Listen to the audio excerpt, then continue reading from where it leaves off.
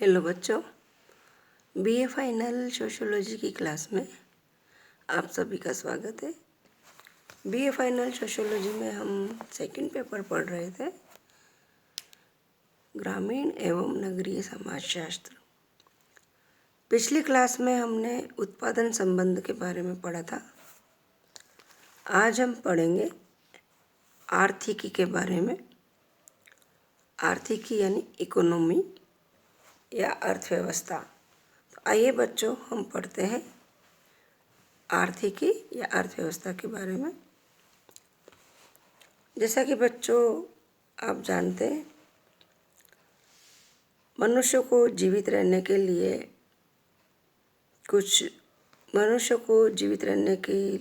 कुछ मूलभूत आवश्यकताएं होती है मनुष्य की। तो इन मूलभूत आवश्यकताओं को मनुष्य पूरा करने के लिए जो प्रयत्न करता है, वो प्रयत्न ही अर्थव्यवस्था को जन्म देते हैं। मूलभूत आवश्यकताएं क्या है मनुष्य की? भोजन, कपड़ा और मकान। मनुष्य की इन मूलभूत आवश्यकताओं की पूर्ति करने के लिए मनुष्य जब प्रयत्न करता है, तो ये प्रयत्न ही अर्थव्यवस्था को जन्म देते हैं। अर्थव्यवस्था सामाजिक संगठन का एक महत्वपूर्ण पक्ष है जो सभी समाजों में पाया जाता है। व्यक्ति अपनी मूलभूत आवश्यकताओं को पूरा करने के लिए उत्पादन करता है और उत्पादित वस्तु का उपभोग भी करता है। लेकिन उत्पादन का कार्य व्यक्ति हमेशा अकेला नहीं कर पाता, है ना। उसमें अन्य लोगों के सहयोग की भी आवश्यकता होती है। उत्पादन में भाग लेने वालों में भी उत्पादित वस्तु या श्रम के मूल्य का वितरण करना पड़ता है ना। जिस वस्तु का भी उत्पादन होता है, उसका भी वितरण करना पड़ता है और या श्रम के मूल्य का भी वितरण करना पड़ता है। सभी वस्तुओं का उत्पादन भी एक या कुछ व्यक्तियों के द्वारा नहीं हो सकता। अतः व्यक्ति अपने द्वारा उत्पादित वस्तु दूसरे लोगों को दे करके उसके बदले में दूसरी वस्तु लेता है। तो इस प्रकार से विनिमय प्रारंभ होता है। तो इस प्रकार आपने देखा बच्चों कि उत्पादन, उपभोग, विनिमय तथा वितरण, ये सभी मिलकर के मनुष्य के आर्थिक जीवन को क्रियाशील बनाते हैं और एक अर्थव्यवस्था को जन्म देते हैं। यानी कि अर्थव्यवस्था के अंतर्गत क्या क्या आता है? अर्थव्यवस्था के अंतर्गत ये सभी चीज़ें आती हैं: उत्पादन, उपभोग, वितरण और विनिमय, है ना। तो ये सारी चीज़ें अर्थव्यवस्था के अंतर्गत आती है। लेकिन प्रत्येक समाज में उत्पादन, उपभोग, वितरण और विनिमय की विधियाँ भिन्न भिन्न होती है ना। विधियाँ भिन्न भिन्न हो सकती है। अब है अर्थव्यवस्था की परिभाषा। पिडिंगटन कहते हैं, आर्थिक प्रणाली लोगों की भौतिक आवश्यकताओं की संतुष्टि के लिए उत्पादन की व्यवस्था, वितरण पर नियंत्रण तथा समुदाय में स्वामित्व के अधिकारों एवं दावों को निर्धारित करती है। इन्होंने भी यही बात कही है कि आर्थिक प्रणाली लोगों की आवश्यकताओं की संतुष्टि के लिए उत्पादन की व्यवस्था, वितरण व नियंत्रण आदि का दावा करती है। इससे भी ये स्पष्ट होता है कि व्यक्ति जब अपनी आवश्यकताओं की पूर्ति हेतु प्रयत्न करता है, उत्पादन करता है, उपभोग करता है, उसके लिए वितरण और विनिमय भी करना पड़ता है। ये सब मिलकर के आर्थिकी या अर्थव्यवस्था कहलाती है। बोनन कहते हैं कि सामाजिक समूहों और मानवों की भौतिक आवश्यकताओं को संतुष्ट करने के लिए स्रोतों, प्राविधि और कार्यों को संगठित करने का जो तरीका है उसे ही हम अर्थव्यवस्था कह सकते हैं। आपने भी यही बात कही है। लूसी मेयर कहते हैं अर्थव्यवस्था का संबंध उन कार्यकलापों से है जिनसे लोग अपने साधनों, भौतिक और अभौतिक दोनों की व्यवस्था करते हैं और उनके विभिन्न उपयोगों में से कुछ को चुनते हैं ताकि प्रतिद्वंदी उद्देश्य की पूर्ति के लिए सीमित साधनों का आवंटन किया जा सके। यानी प्रतिद्वंदी उद्देश्यों की पूर्ति के लिए सीमित साधनों का आवंटन किया जा सके, ऐसा इन्होंने कहा है। मजूमदार और मदान कहते हैं कि जीवन की दिन प्रतिदिन की अधिकाधिक आवश्यकताओं को कम से कम परिश्रम में पूरा करने हेतु मानव संबंधों तथा प्रयत्नों को नियमित एवं संगठित करना ही अर्थव्यवस्था है। तो बच्चों, देखा आपने, इन सब परिभाषाओं से स्पष्ट होता है कि मनुष्य को जीवित रहने के लिए अपनी विभिन्न आवश्यकताओं को पूरा करना पड़ता है और इसके लिए उसे कुछ प्रयत्न करने पड़ते हैं। ये प्रयत्न ही अर्थव्यवस्था को जन्म देते हैं। आर्थिक व्यवस्था के अंतर्गत उत्पादन, उपभोग, वितरण और विनिमय, ये चारों बातें ही आ जाती है और ये सब विशेष रूप से मिलकर ही अर्थव्यवस्था का निर्माण करती है। अब है अर्थव्यवस्था की विशेषताएं। अर्थव्यवस्था बच्चों, ग्रामीण क्षेत्र की अर्थव्यवस्था अलग होती है और नगरीय क्षेत्र की अर्थव्यवस्था अलग पाई जाती है। तो आपको मैं ग्रामीण और नगरीय समाजों की अर्थव्यवस्था की विशेषताएं बताती हूँ। तो इन विशेषताओं को मैं आपको कुछ बिंदु के माध्यम से बताती हूँ। आर्थिकी की या अर्थव्यवस्था की पहली विशेषता है अर्थव्यवस्था के प्रकार। आर्थिक व्यवस्था से तात्पर्य, जैसा कि मैंने आपको बताया था, कि संगठित व्यवस्था से न्यूनतम साधनों के द्वारा अधिकतम लाभ प्राप्त करना अर्थव्यवस्था कहते हैं, है ना। ये परिभाषा जो मैंने आपको अभी बताई है सभी प्रकार के समाजों की अर्थव्यवस्था पर लागू होती है, चाहे वो ग्रामीण अर्थव्यवस्था हो, ग्रामीण समाजों की अर्थव्यवस्था हो, चाहे वो नगरीय अर्थव्यवस्था की,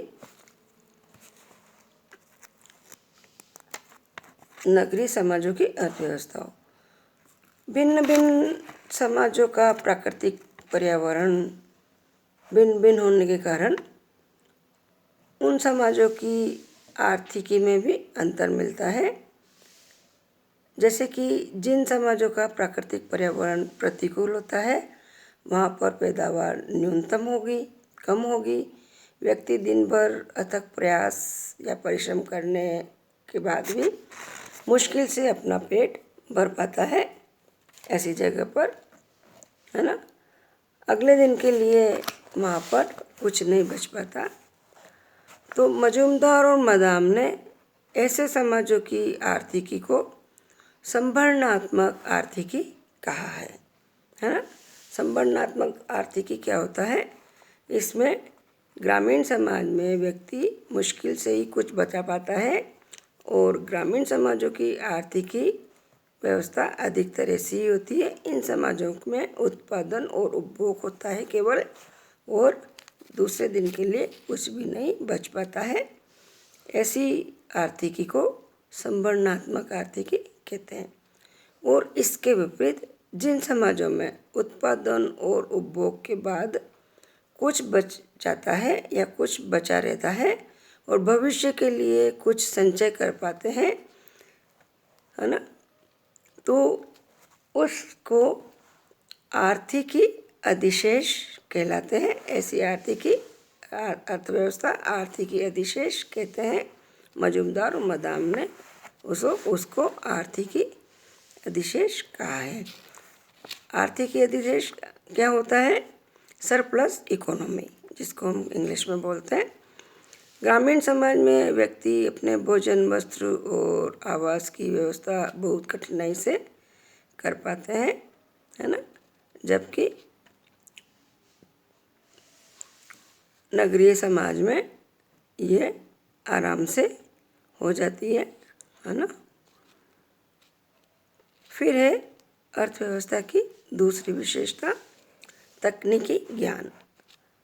ग्रामीण वासियों का तकनीकी ज्ञान भी बहुत कम होता है। उनके पास उत्पादन के साधन या उपकरण बहुत कम होते हैं, जैसे खुरपी है, कुदाल है, गेंती, हल, मछली पकड़ने का जाल या कुछ लोहे और पत्थर के उपकरण ही इनके पास होते हैं। अधिकतर ग्रामीण लोग अपना सारा समय कृषि या भोजन की व्यवस्था में ही लगा देते हैं, है ना, और इसके कारण उनके पास समय नहीं बच पाता है और समय की कमी के कारण वो इस दिशा में कुछ भी सोच विचार नहीं कर पाते हैं। तकनीकी क्षेत्र में पिछड़ा होने के कारण उत्पादन भी कम होता है और समय भी अधिक लगता है ना।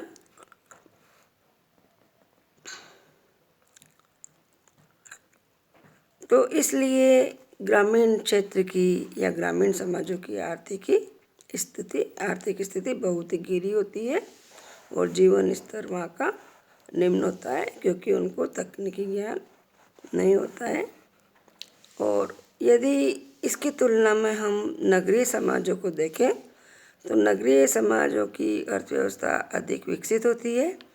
वहाँ पर श्रम का विभाजन होता है, व्यवसायों की बहुल्यता होती है और बचत की आर्थिकी होती है, क्योंकि उनके पास में आधुनिक उपकरण और कृषि करने के लिए आधुनिक उपकरण, यंत्र और उत्पादन के अनेक साधन होते हैं।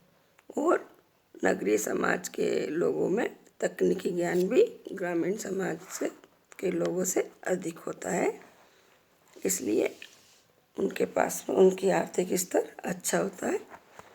फिर नेक्स्ट है अर्थव्यवस्था की विशेषता, श्रम विभाजन। नगरीय समाजों की तुलना में बच्चों यदि देखा जाए तो ग्रामीण समाज में आर्थिक क्षेत्र में श्रम का विभाजन कम ही होता है या न के बराबर ही होता है।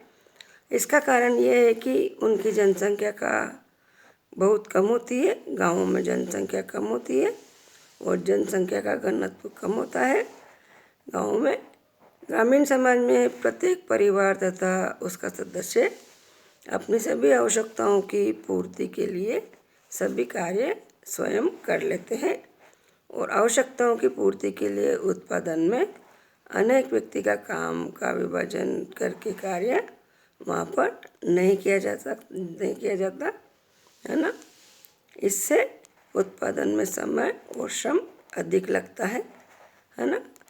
इनका प्रमुख व्यवसाय कृषि ही होता है गाँव में, जबकि नगरों में परिवार उपभोग की इकाई होता है ना। परिवार क्या होता है, नगरों में उपभोग की इकाई होता है। उत्पादन के संगठन भी नगरों में अनेक होते हैं। ग्रामों में परिवार उत्पादन और उपभोग की इकाई होता है, जबकि नगरों में परिवार उपभोग की इकाई होता है और उत्पादन के लिए अनेक संगठन होते हैं, है ना। इसलिए नगरों में श्रम विभाजन भी गाँवों की तुलना में अधिक पाया जाता है। तो बच्चों, मैंने अर्थव्यवस्था की कुछ विशेषताएं आपको बताई, आज इतना ही, बाकी अगले क्लास में हम पढ़ेंगे। Thank you.